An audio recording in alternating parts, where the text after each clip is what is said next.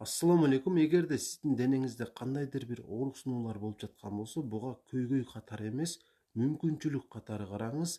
Анткени кээ бир оорулар өзүн билдирбей туруп өтүшүп кетет дагы, эч нерсе кыла албай каласыз.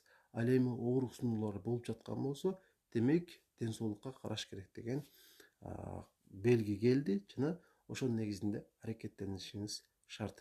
Демек, эмнеден баштайсыз? Биринчи кезекте ооруган жерди байкаңыз.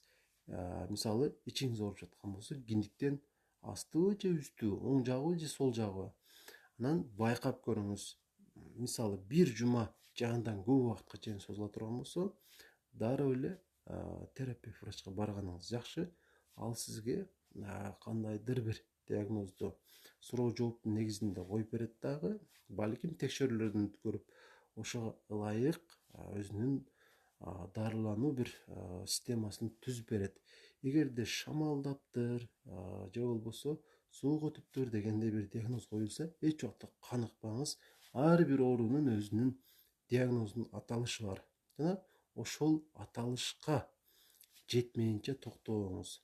Анан эгерде ушул сунушталган дарылануудан кийин жакшы болсоңуз жакшы, жакшы болбосоңуз кайра барып, дагы эмне кылыш керек сураңыз.